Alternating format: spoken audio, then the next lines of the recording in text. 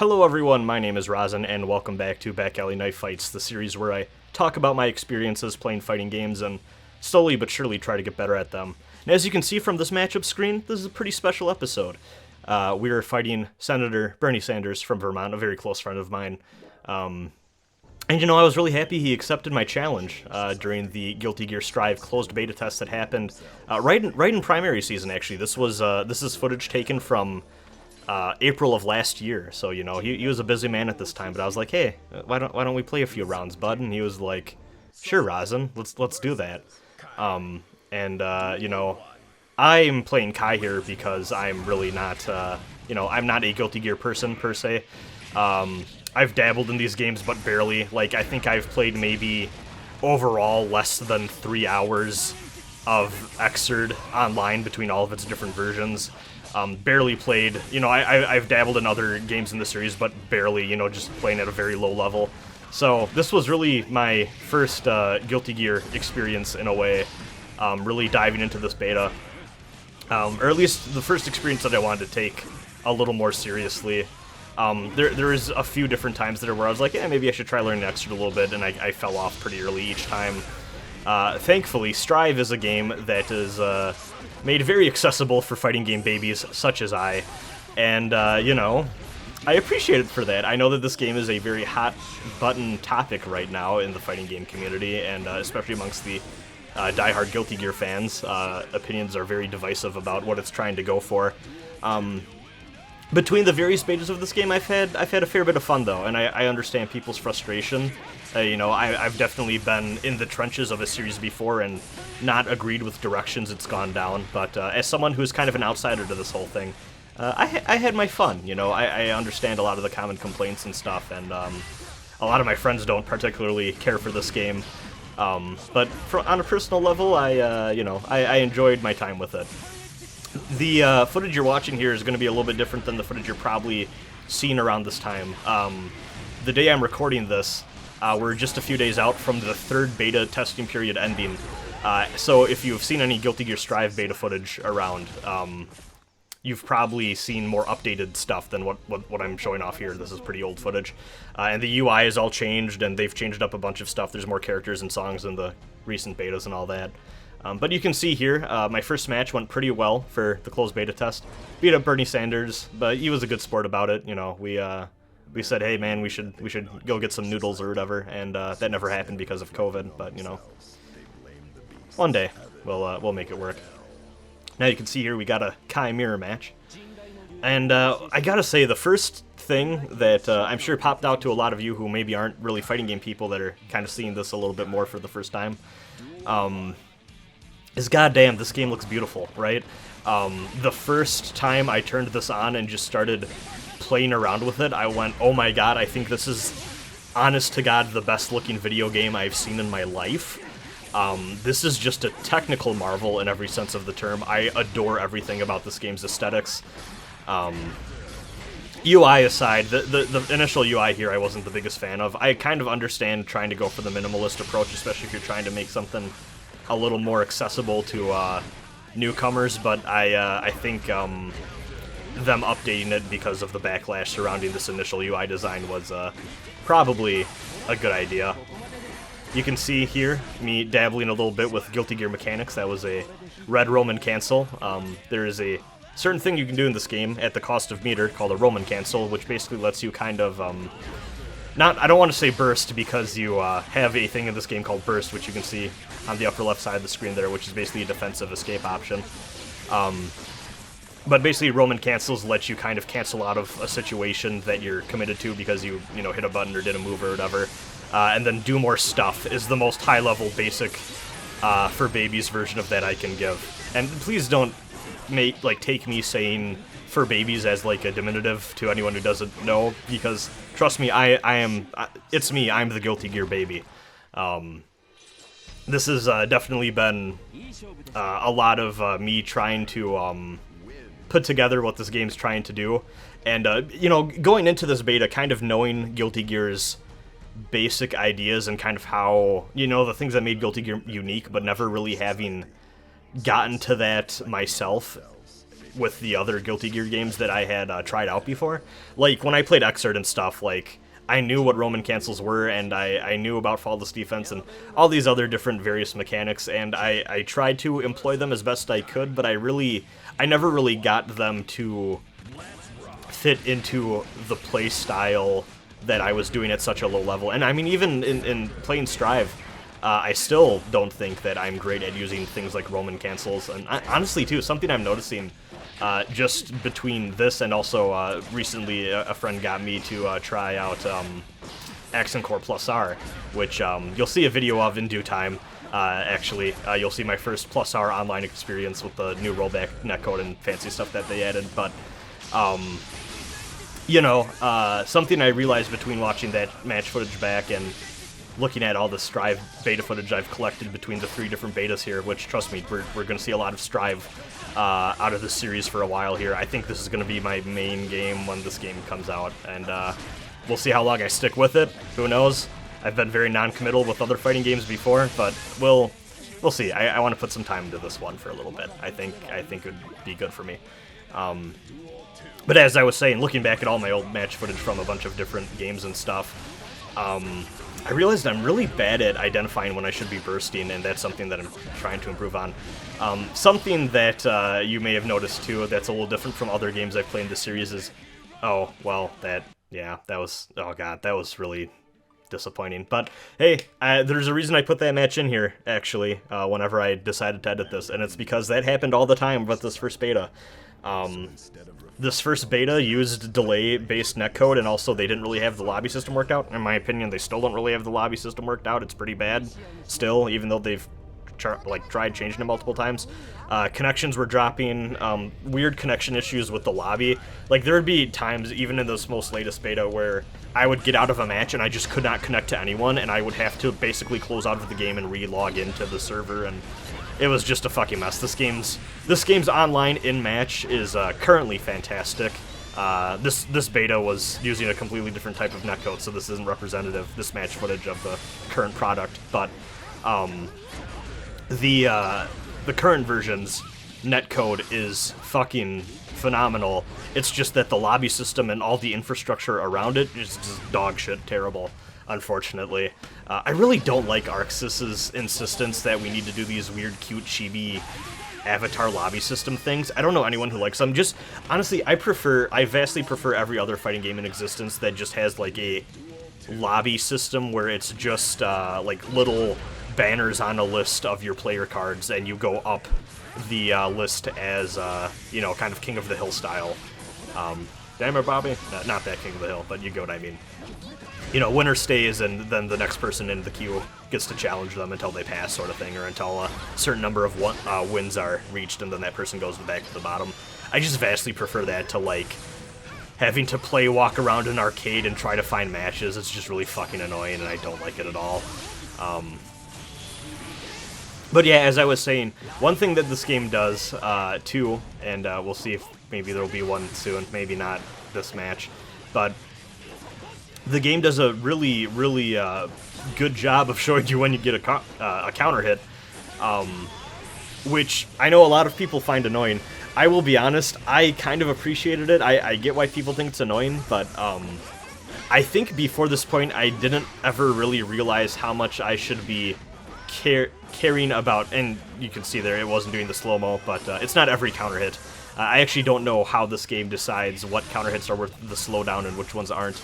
But I don't know, that'd be a good thing for me to look up, but I appreciate that this game does such a good job of showing you, like, oh hey, dummy, you got a counter hit. This is an opportunity for you, because I never really thought of counter hits as opportunities before. It just always felt like a thing that I would notice and be like, oh hey, yeah, I caught them when they're hitting a button or whatever, that's cool. But you know, you should be using those counter hits to capitalize off of them and actually see, like you see right there, counter. Or like right there, and you could see Soul's gonna use that to get some extra damage. I just kind of, it's the little things like this that made me kind of rethink my mentality for how I was approaching these games. It just had to get to the point where it was super in my face about it, and made me kind of realize, like, hey, Don't get counter hit like what just happened there, because it's going to cost you the game. And just showing you that those are things you should be fishing for and things you should be avoiding getting hit by yourself, because as you get a little higher up in the play level of the people you're fighting, and as you get better at the game yourself, those are going to be opportunities for players to change the tide of a match or get big damage. I decided to switch to Faust here. I got a little brave at a point where I was like, okay, I've been playing enough Kai, I've been having funsies.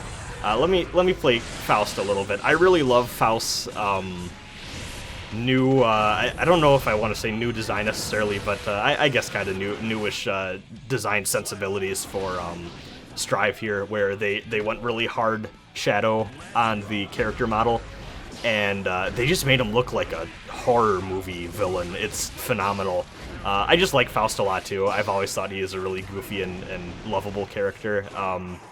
Not entirely my type of character playstyle-wise, I would say, but I enjoy the chaos energy that comes with Faust, and the massive explosions that also come with Faust too, and just being able to throw out all this random horseshit and just have a wacky time in kind of more of a comedic style character like this is definitely something that appeals to me a lot. So yeah, I didn't have as much success playing Faust as I did Kai, unfortunately. It's been a little bit since I've played Faust again, actually. I didn't manage to get any Faust time in at all with the third beta, but I played a little bit of Faust in the second beta too. But yeah, I don't think Faust is entirely for me, but I had fun with him nonetheless, and that's what we're here for. And this is kind of the time where everyone's playing around and getting a sense of the game. This is the time to experiment and kind of play around with characters and see if they're for you or not. And they're not always going to be for you, but at least I gave them an honest shot. And either way, gave me a new appreciation for Faust and people who play him, even. So here you're going to see me fighting Chip Zanuff, and he's had enough of my bullshit. And yeah, I just was not prepared to fight someone of this caliber. This guy's going to make pretty quick work of me here. And there we go, another counter hit, though he wasn't able to capitalize.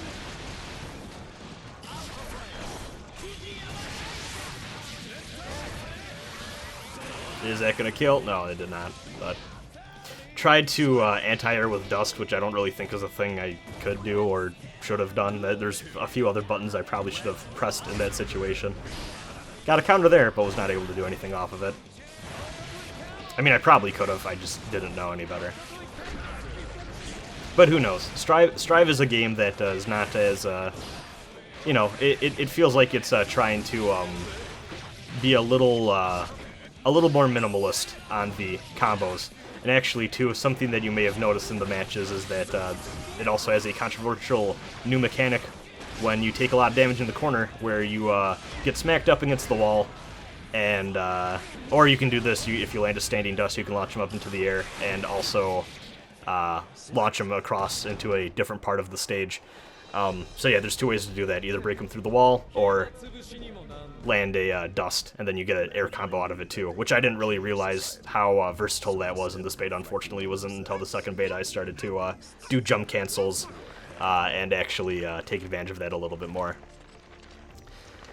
But yeah, the wall's been pretty controversial, in part because it's a very big part of 2D fighting games where one player gets the other in the corner, and then the player who's cornered has to escape that situation. They don't have anywhere they can back up into.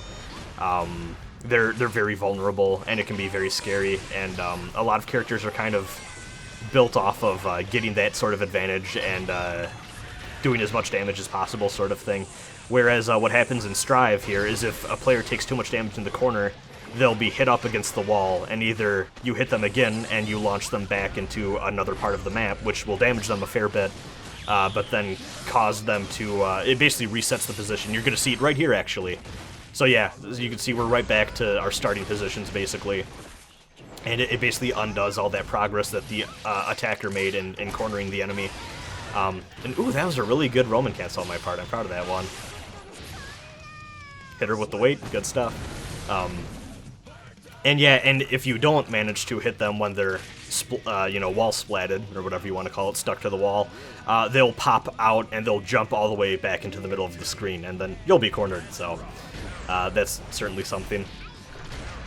So yeah, those sort of changes have all been controversial with the general fighting game community, and in general people who are way better at these games and way more invested in these games than I am. But again, as someone who struggles with these games and is, has dabbled and has, just played these games at a certain level for a certain amount of time, and, I've definitely taken the time to learn, try to learn characters and learn game systems and stuff. Like, you can watch my Uniclear episodes of the series to see that, and actually the episode right after this one is going to be me chronicling some of the matches I've had in Uniclear and the growth I've seen there with playing Akatsuki over the course of 2020.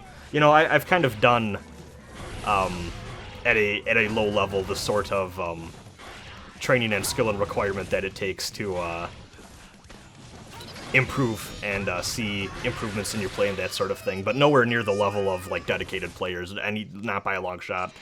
And I understand why those types of players that have that level of investment see this game as kind of a betrayal, or just maybe not. Betrayal might be kind of strong, but definitely some people certainly seem to feel that way. But see this game more as something that's just not for them, and this is something that's for a different audience than the typical Guilty Gear game, which is often, Guilty Gear's kind of known in the 2D fighting game space for being mechanically complex and for being, I don't know if I want to say hard to get into, because I don't even think that's the case, but just very rich games mechanically and systems-wise, and have a lot of flexibility, and this is a game that I think is going to just be a little bit more accessible and have, with that comes fewer mechanics, a kind of more simplified game system, and it's one that I'm having fun with, and I'm finding a lot of joy and even areas to grow and things to learn within that simplicity. But for the people that don't need the training wheels like people like me do, I totally get why this is a game that frustrates a lot of people. But different things appeal to different people, and I think I'll stick with this for a while until I get bored of it. And I'm curious to see what ends up happening with this game after it comes out, and seeing how people whose fighting games opinions matter way more than mine do, which is a lot of people, just seeing how the general consensus kind of forms around this game, and what people think after it's out and people have time to really dig into what is there and figure some shit out. And who knows too, God knows what they'll end up doing in terms of new versions, patches, updates, and changing things around. Even between these different pre-release versions that we've been able to play, it's been a lot of different changes and stuff. Even playing Ramlethal is the character I ended up really falling in love with during the second beta, and even I, as someone who, doesn't have that keen of an eye for this sort of thing, I noticed some changes between how Ram played in the second beta versus how she was playing in the third already. So, God knows how they'll end up changing the game in certain ways at this point. Unfortunately, I feel like the one change that I wish would be made that probably won't be is I think we're stuck with the lobby system being the way it is, which sucks. That's just kind of unfortunate. Gotta fight against another chip here. And hopefully this one goes a little bit better. Luckily it's not against that same person who ended up beating the ever-loving shit out of me that last game. That was fun though, I enjoy...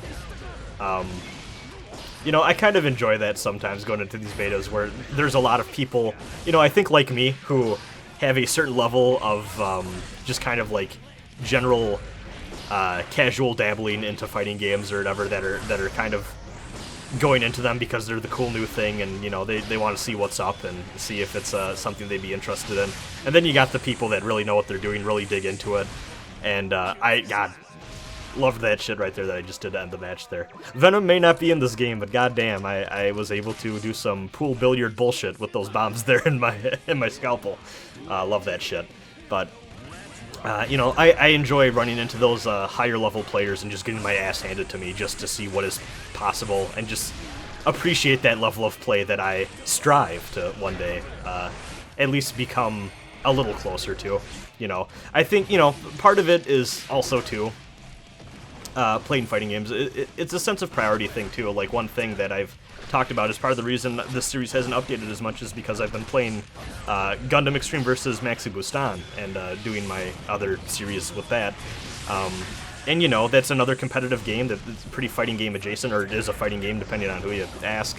And, you know, I consider it a fighting game in its own way. It's just not very typical compared to 2D fighters or traditional 3D fighters like this. It's an arena fighter. But, you know, you gotta decide what games you're gonna spend time learning, and especially for like more competitive stuff like Mban or Guilty Gear or any fighting game or what have you. You know, it's a matter of being honest with yourself and going like, yeah, you know, I'll play this for a little bit and have fun with it, but I know I probably won't spend all of my free time doing this. I know that I'm not gonna have the level of investment that's gonna cause me to play this game for hundreds of hours. You gotta kind of pick and choose what games you're gonna focus on at any given time. You know, especially as you know, I'm no longer a young person in college who has a good amount of free time, you know, during summers and stuff like that anymore. You know, I'm a working man now with a 40-hour work week, and you know, I gotta decide what I prioritize in that. So, you know, for a while there, I prioritized Uniclear, and then Mban came on, and I was like, yeah, I'm gonna prioritize that instead. But I think I'm gonna make some good time for this game, at least for. I want to give it like a month or two, honestly. After it comes out. I believe it's coming out mid-June or early June, somewhere around there. And I just want to try to really learn the ins and outs of this and see how I'm feeling about it. And who knows, maybe I'll have had my fun after a month and be like, you know what, I'm happy I spent my time with this and I got a lot out of it, but I'm not going to stick with it. And that's totally okay. But who knows, maybe this is a game I just end up feeling a lot of love for the more I play it. And the hype never really dies down, you know. I've really had a good time playing this game across its 3 versions. And maybe that love won't die down and I'll stick with it, and we'll see where we go from there. But right now I'm pretty excited about this, and I'm pretty excited about that new Melty Blood coming out too, which I'm sure y'all probably guessed after I gushed about Melty Blood last episode. For those of you who watched that, go watch my Melty Blood episode of this series, by the way, if you're a Melty Blood fan. I think you'd get a kick out of it. It's I just have a lot of positive things to say. Unfortunately, he kind of fell off Uniclear, not only just because of Gundam 2, but also in general. I feel like a lot of the people who I was playing that with also just kind of died down on it because the netcode is just not in a good place, and I think a lot of people just got frustrated with it and kind of stopped playing it in favor of games with rollback netcode, which, if you know, for those of you who have been paying attention to the fighting game community at all, quarantine has really exacerbated the overall community demand for games with rollback netcode, which is just in general a lot more reliable and smooth than the delay-based netcode that you're seeing right here in this footage, and you've seen in plenty of other games I've played for this series, including Under Night, and even back when I played Marvel vs. Capcom 3 at the very start of this series here. But yeah, God, just even watching this old footage back, it's just kind of incredible to me, because I can see how unsmooth it is compared to just the second and third betas where they implemented the rollback. It's like night and day, and I'm really impressed that Strive feels as smooth to play online, even across great distances as it does. But yeah, that's going to close out the game there, and that's going to close out this episode. So I hope you enjoyed my Strive rambles and kind of my overall thoughts on it. Fond memories looking back on the Strive CBT, as it's called. So yeah, I'll see you again next time. Have a good one. Bye.